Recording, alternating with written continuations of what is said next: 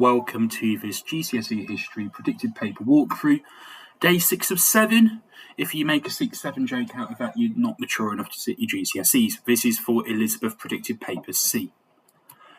Top tips, as with the rest of the walkthroughs, have a go at the questions before you watch the video. All of the predicted papers for paper 2 are available on your whole cohort Google Classroom. Once you've had a go at the questions, self-assess your answers based on the mark schemes and compare them to the model answers. What do your answers not have that the model answers do have? There is not always one correct way of answering the questions, and other approaches may be valid. And if you're not sure, ask your teacher or ask me.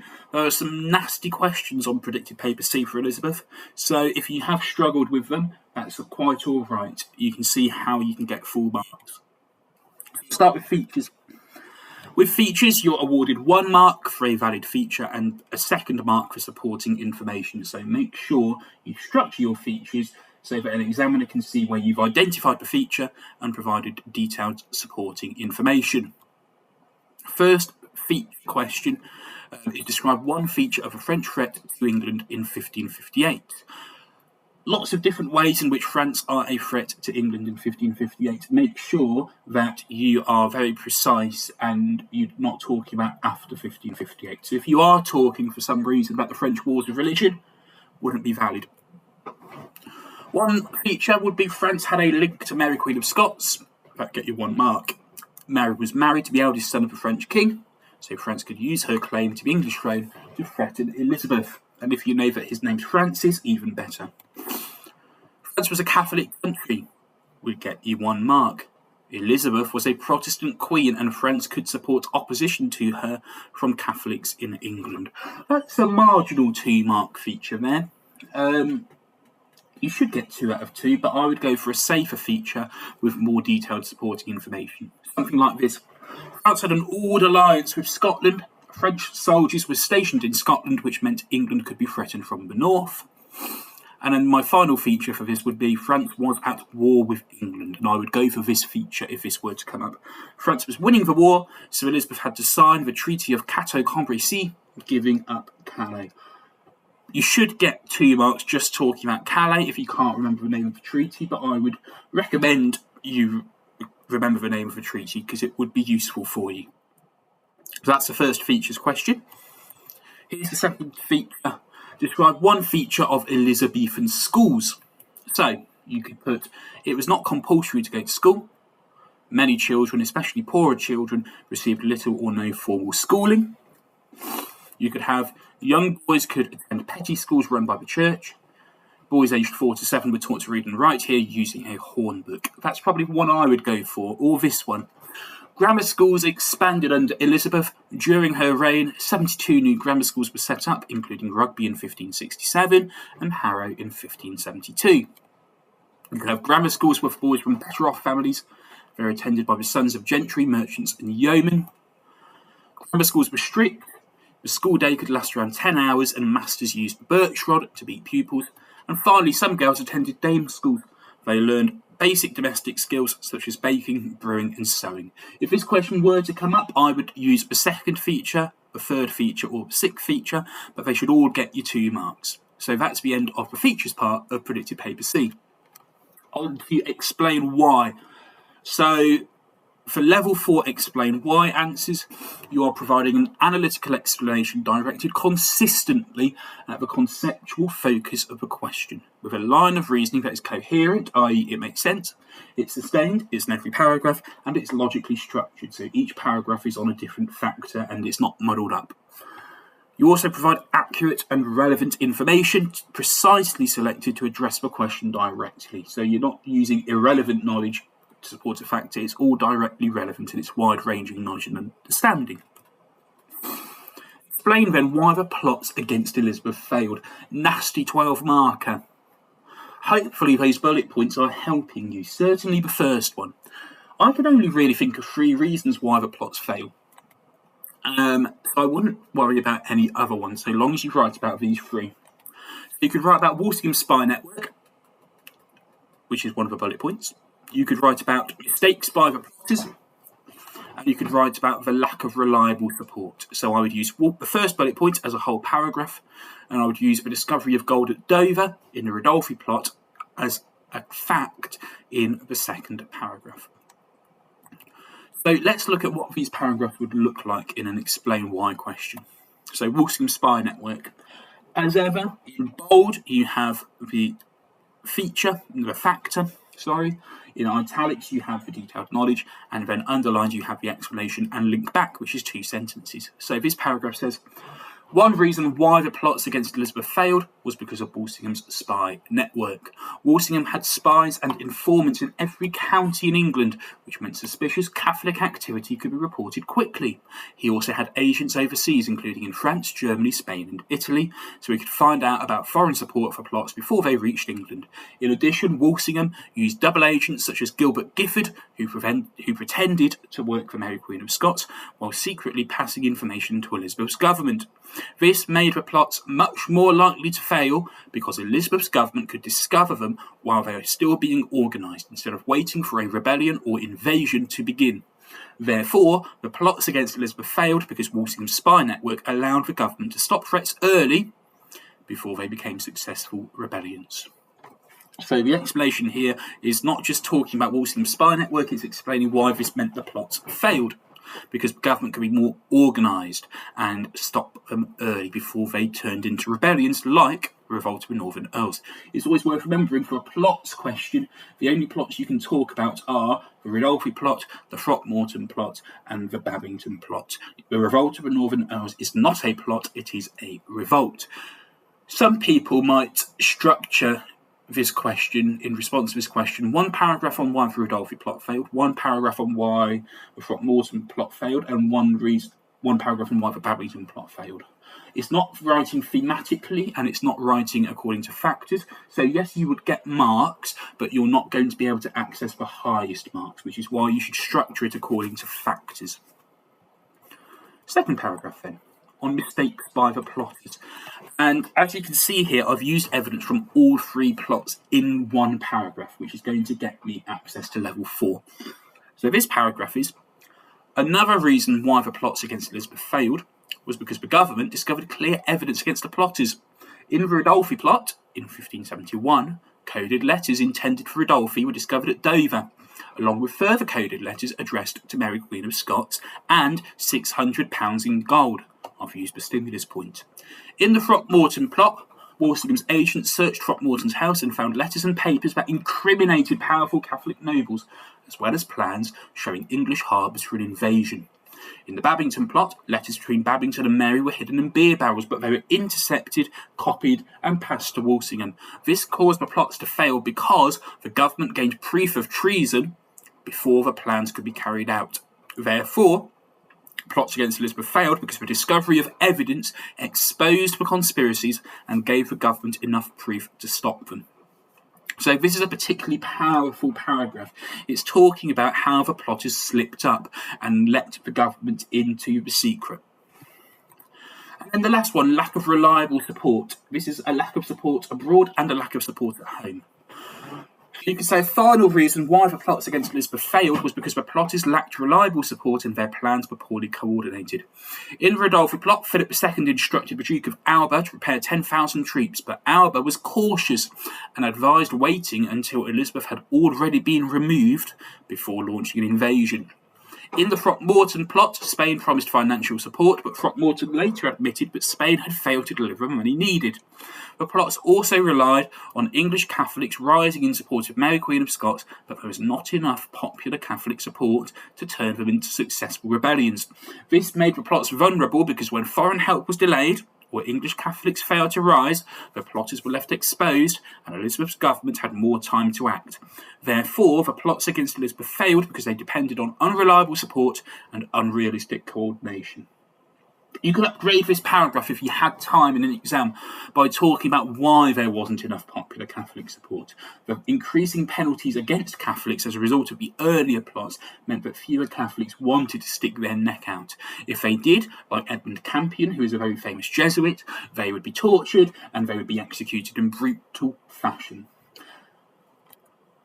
Move on to 16 markers, Ben. How far do you agree? So for a top level 16 marker, you need an analytical explanation, directed consistently at the conceptual focus of the question. Nothing's changed from the 12 marker. In fact, none of this has changed until the bottom bit on AO2. Criteria for the required judgment are justified and applied in the process of reaching the overall judgment. And we do this in the introduction and the conclusion. So 2 really tricky 16 markers.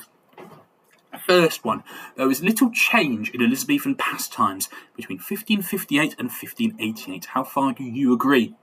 You may use baiting games and secular plays. Really tricky because although you should know about Elizabethan pastimes, it's hard to make a judgment about how far they actually change in this period.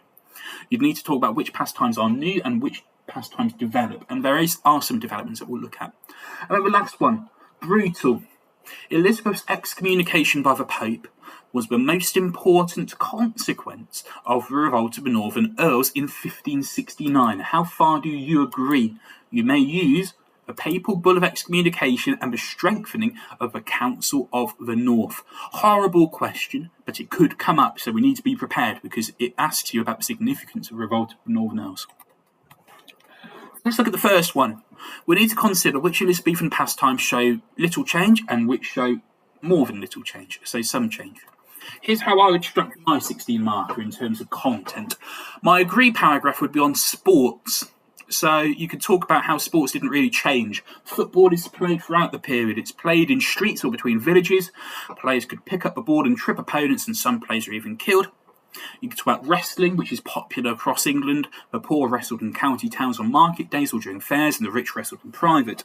You can talk about the fact that the upper class hunt deer and use hawking, which is hunting with birds of prey, whereas the poor are hunting rabbits, and nobles are expected to be skilled in fencing, and tournaments involved combat on horseback. There's little change here because this was all part of the start of the period and all part of the end of the period.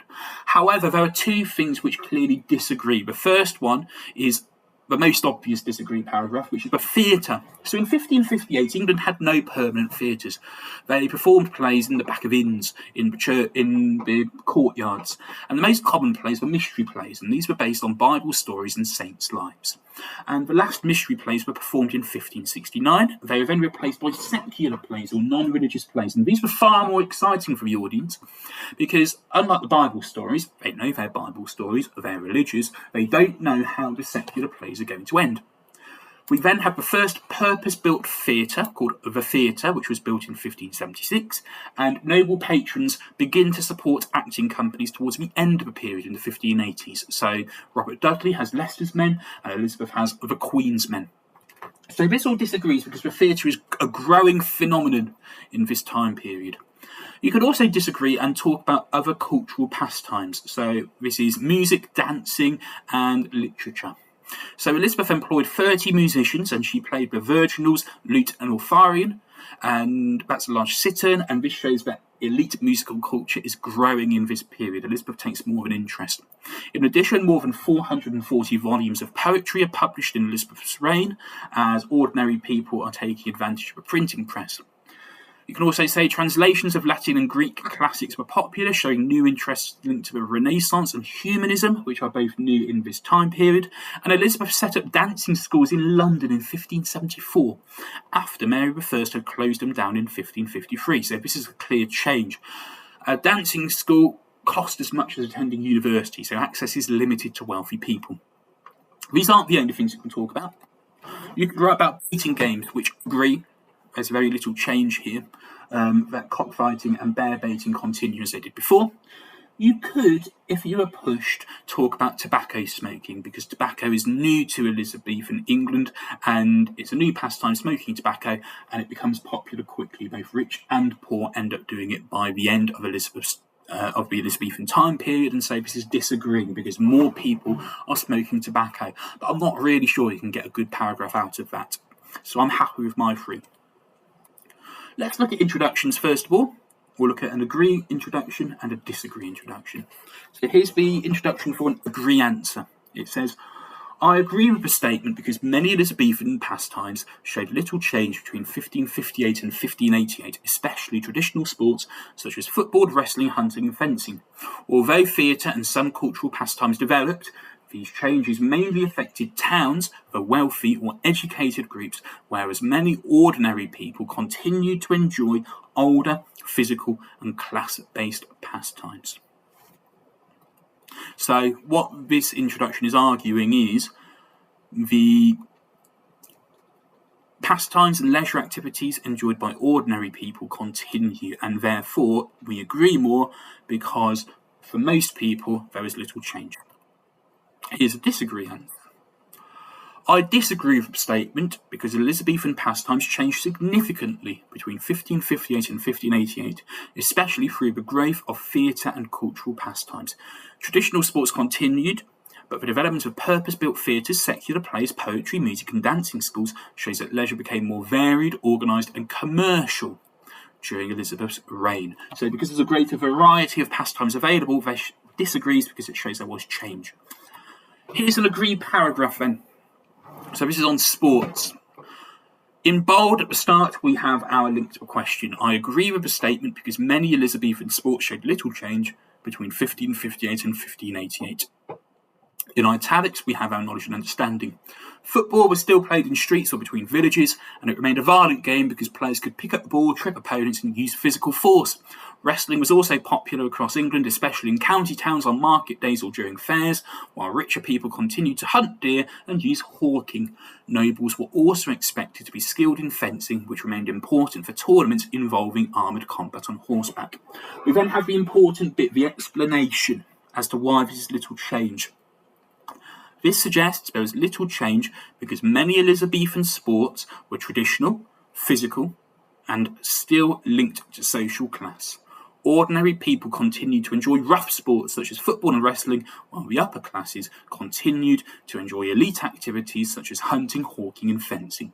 This agrees with the statement because sports remained largely traditional and class-based, showing continuity in Elizabethan pastimes between 1558 and 1588.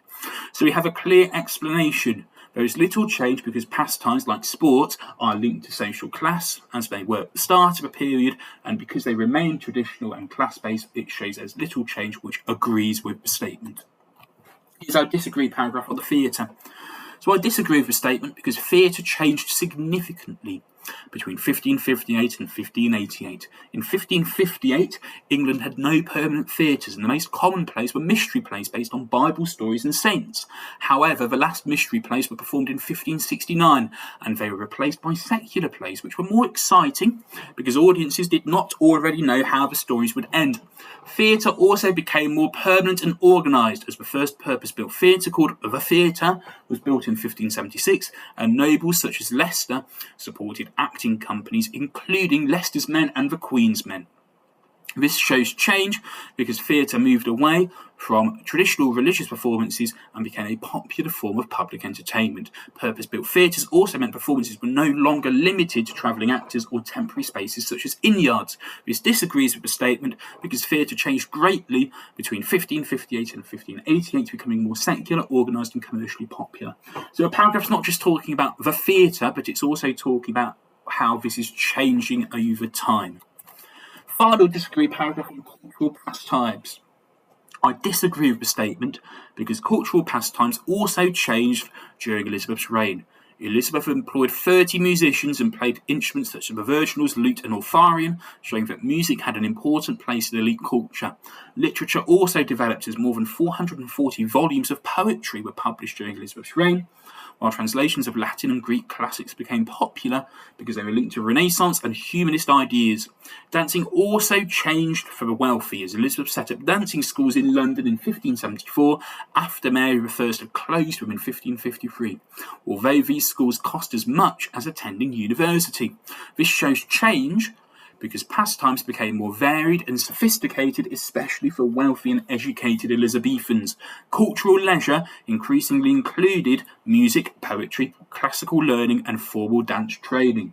This disagrees with the statement because some Elizabethan pastimes changed by becoming more closely linked to education, wealth and Renaissance culture. So again, it's not just talking about cultural pastimes, it's explaining why they changed over time or demonstrate change. Conclusions, we've got to justify our criteria. So here would be our conclusion for an answer that agrees overall. In conclusion, I agree with the statement. Admittedly, someone might disagree because theatre changed significantly while music, poetry and dancing schools became more developed for wealthy and educated Elizabethans. However, I agree more because these changes were limited compared with the continuity in traditional sports, as many ordinary people still enjoyed long-established physical and class-based pastimes such as football, wrestling and hunting. So here, even though we only had one agree paragraph and two disagree paragraphs, this conclusion explains how we can still agree overall. So for the wealthy and educated Elizabethans, there was change, but when you consider pastimes which affected everybody, there was little change, and therefore the little change outweighs the change. Disagree conclusion. In conclusion, I disagree with the statement. Admittedly, someone might agree because many traditional sports such as football, wrestling, hunting and fencing continued with little change. However, I disagree more because the growth of theatre and cultural pastime shows a wider transformation in leisure as Elizabethan entertainment became more organised, commercial and influenced by Renaissance culture. So that's how we would disagree overall. Here's our under 16 marker. Horrible question. Elizabeth's excommunication by the Pope was the most important consequence of the revolt of the Northern Earls in 1569. How far do you agree? You may use the papal bull of excommunication and the strengthening of the Council of the North. Here's how I would structure this one. We have some real niche knowledge here. So the excommunication, I'm not going to lie, this is the most obvious consequence. And if I was writing this in an exam, I would agree overall, because the excommunication leads to everything else. So the Pope declared Elizabeth a heretic and issued a papal bull of excommunication on the 25th of February 1570, which officially cut Elizabeth off from the Catholic Church. Now, after the papal bull, Catholics in England had to choose their fighter. Are they going to be loyal to the Pope? Are they going to be loyal to Elizabeth? And because Catholics are deeply religious, they would choose the Pope. They believed he was God's messenger on earth. And so the excommunication encouraged more English Catholics to oppose Elizabeth or rebel against Elizabeth, and it also increased the threat from Catholics abroad, especially Spain. So a wide-ranging consequence. We then have disagree, because we can talk about how after the revolt of the Northern Earls, Catholics were treated more harshly. So Parliament made it illegal to suggest that someone else should be heir to the throne, and this protected Elizabeth from support for Mary. It became illegal to call Elizabeth a heretic, which is a direct response to the papal bull. Importing papal bulls into England was banned to stop the influence of the Pope from spreading, and Catholics who left England without permission for 6 months could have their property confiscated. So it became a hostile environment for Catholics in England as a result of the revolt of the Northern Earls. And the final disagree paragraph. Strengthening of royal control. So there's lots of things you could talk about in this paragraph, and we'd use the strengthening of the Council of the North as a bullet point. So Elizabeth strengthened the Council of the North by appointing the Earl of Huntingdon to lead it in 1572. He enforced laws against Catholics more strictly, especially recusants, making it harder for Catholic nobles in the North to organise resistance. You could also say that he promoted Protestant schools in the North. Mary is kept in prison, which further strengthens royal control. She's moved from Coventry to Tutbury Castle, southwest of Derby, which is a more secure location, and 450 rebels were executed immediately after revolt, which is meant to frighten people and stop another rebellion. You could also talk about how the revolt of the Northern Earls worsens Anglo-Spanish relations and leads to Spain's involvement in future plots, and that would be a nice thing to compare the excommunication to in particular. But for now, I'm going with these three because they're nice, distinct factors. So here's my agree introduction.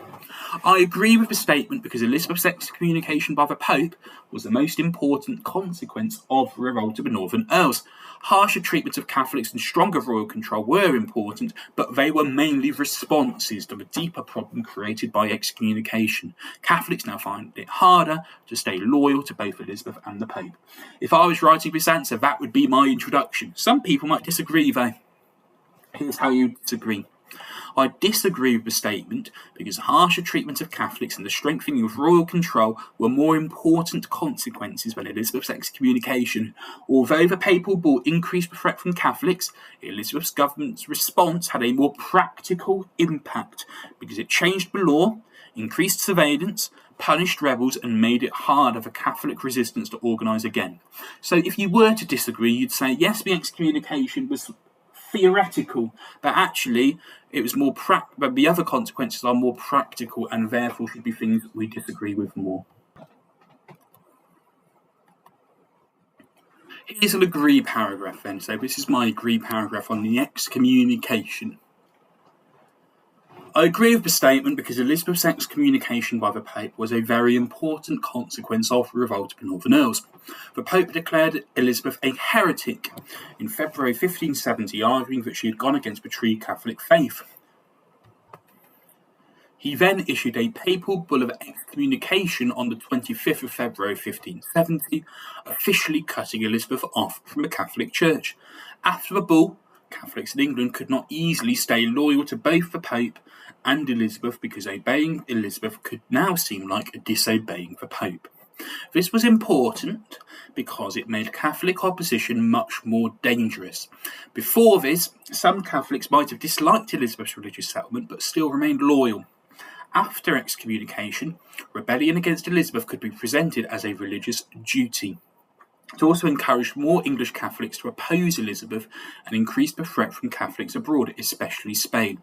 This agrees with the statement because Elizabeth's excommunication made Catholic opposition to Elizabeth more serious, national, and dangerous. So, the excommunication makes the threat of Catholics far more of a problem, so it's an important consequence. Here's what a disagree paragraph might look like. I disagree with the statement because the harsher treatment of Catholics was also an important consequence of the revolt of the Northern Earls. Parliament made it illegal to suggest that someone else should be heir to the throne, which protected Elizabeth against support from Mary Queen of Scots. It also became illegal to call Elizabeth a heretic, directly responding to the Pope's claim in the papal bull. Furthermore, importing papal bulls into England was banned, and Catholics who left England without permission for 6 months could have their property confiscated. This was important because it turned the government's fear of Catholic opposition into strict laws that affected Catholics in practice. These measures made it harder for Catholics to spread papal messages, train abroad as priests, or openly support Mary as an alternative ruler. This disagrees with the statement because although excommunication created the threat, the harsher treatment of Catholics was more practical and enforceable as it gave Elizabeth's government new ways to control Catholic opposition. So because this is the practical consequence rather than the theoretical consequence of the excommunication, this would make it a more important consequence. And finally, strengthening royal control. I disagree with the statement because another important consequence of the revolt of the Northern Earls was the strengthening of royal control. Elizabeth strengthened the Council of the North by appointing the Earl of Huntingdon to lead it, and he enforced laws against Catholics more strictly. This made it harder for Catholic nobles in the north to organise resistance again. Mary Queen of Scots was also moved further south from Coventry to Tutbury Castle, where she could be guarded more securely. In addition, around 450 rebels were executed after a revolt, which was meant to frighten people and stop another rebellion. This was important because, by tightening control of the north, moving Mary to a safer location and punishing rebels harshly, Elizabeth reduced the chance of another northern uprising. This disagrees with the statement because strengthening royal control may have been more important than excommunication, as it made Elizabeth safer by directly increasing her authority over the people and areas involved in the revolt. And finally, conclusions. Without a clear answer, here's what our conclusion might look like. In conclusion, I agree with the statement. Admittedly, someone might disagree because the other factors had a clear practical impact as they changed the law, increased surveillance, and made another rebellion harder. However, I agree more because excommunication was the consequence that linked these problems together. It made Catholic loyalty more difficult, increased the danger from Catholic plots and foreign powers, and forced Elizabeth's government to respond with stricter control. And here would be my disagree conclusion. In conclusion, I disagree with the statement. Admittedly, someone might agree because Elizabeth's excommunication was a major turning point that made it harder for Catholics to remain loyal to both the Pope and Elizabeth. However, I disagree more because the harsher treatment of Catholics and the strengthening of royal control had a more direct effect inside England, as they gave Elizabeth practical tools to punish opposition, restrict Catholic activity, and prevent another revolt. That brings the predicted paper walkthrough for Elizabeth Paper C to an end. This is the final predicted paper walkthrough for Elizabeth, so there are 3 ones for Elizabeth in total. I can't guarantee by any means that one paper is going to provide all the questions. I strongly suspect there will be a mix of topics across the 3 predicted papers, plus maybe things which I haven't included, so please make sure you revise the full specification and the full course. Best of luck with your exam, and thank you for watching.